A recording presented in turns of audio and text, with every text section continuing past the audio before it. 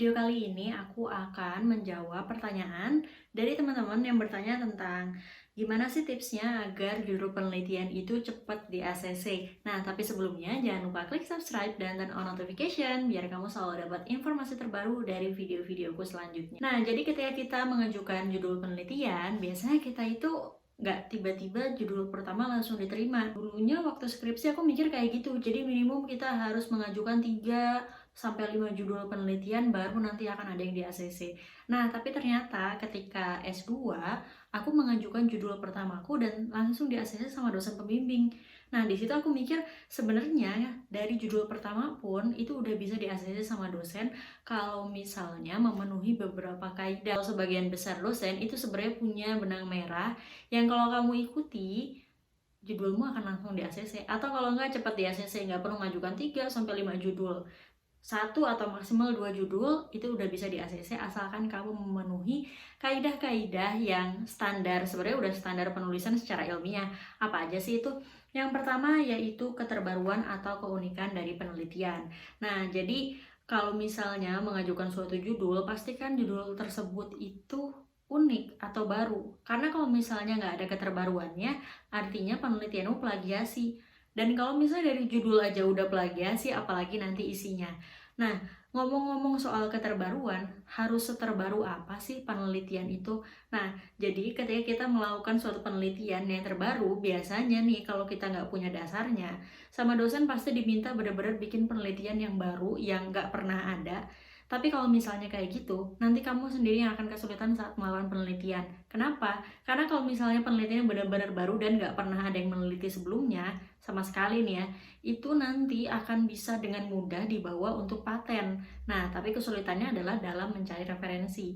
Ini yang perlu kamu pertimbangin. Jadi kalau misalnya dosenmu menyarankan, gimana kalau misalnya pakai judul ini aja, itu jangan langsung kamu terima dan jangan langsung mau. Coba kamu cari dulu referensinya, bilang aja dulu sama dosennya, baik Prof atau misalnya Ibu atau Bapak, saya akan coba cari referensinya dulu. Nanti seandainya ketika nyari referensi, terus ternyata referensinya hampir nggak ada dan nggak bisa ditemukan, coba konsultasikan lagi ke dosen tersebut. Misalnya jangan tiba-tiba nolak, kamu ngasih alternatif judul yang lain yang nggak terlalu jauh berbeda dengan yang disarankan dosen tersebut. Misalnya kalau dosennya menyarankan suatu judul yang benar-benar nggak pernah ada yang meneliti sebelumnya, dan ketika kamu cari referensi, kamu memperkirakan akan kesulitan saat melakukan penelitian maupun saat melakukan pembahasan datanya nanti, kamu mungkin bisa menyarankan dengan metode atau kalau nggak bahan baku udah ada penelitian sebelumnya. Jadi kamu kalau misalnya dapat data terus membandingkan dengan referensi, masih ada referensi yang bisa dibandingkan. Kemudian yang kedua, yaitu pastikan saat konsultasi, terutama konsultasi judul pertama kali,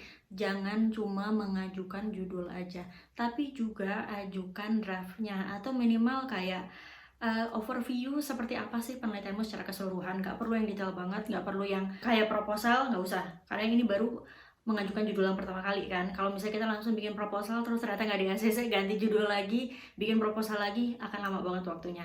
Nah, jadi bikin overview atau kalau nggak draft. Kira-kira draft itu harus yang kayak gimana sih? Nah, untuk draft itu cukup memberikan gambaran latar belakang secara umum, nggak perlu yang terlalu detail. Yang penting keterbaruan penelitian kamu ada dimasukkan di latar belakang tersebut.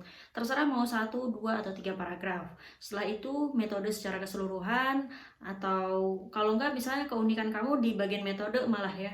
Nah, di bagian metode ini benar-benar dijabarkan. Atau kalau nggak misalnya penelitian kamu yang perlu bagan atau kalau nggak rancang bangun, itu yang nanti dimasukkan di overview atau kalau enggak di draftnya. Setelah itu, pastikan kamu mencantumkan daftar pustaka atau referensi yang digunakan. Terutama kalau misalnya kamu punya jurnal-jurnal tertentu kamu gunakan sebagai referensi utama di keseluruhan penelitian kamu nanti sampai selesai. Nah, itu dicantumkan. Dan kalau bisa, untuk jurnal tersebut, kalau misalnya kamu konsultasi offline ya berarti di print out dibawa ke dosennya, atau kalau enggak saat kamu konsultasi online bisa dikirimkan PDF dari jurnalnya tersebut biar nanti saat diskusi jurnal atau kalau nggak diskusi judul itu udah ada, kamu udah benar-benar bawa jurnal yang kamu baca. Jadi kalau misalnya maju ke dosen itu jangan kosongan, bahasanya jangan kamu nggak punya gambaran sama sekali, nggak tahu mau ngapain, diarahin sama dosennya iya-iya aja. Nah, dosen sebenarnya nggak suka yang kayak gitu.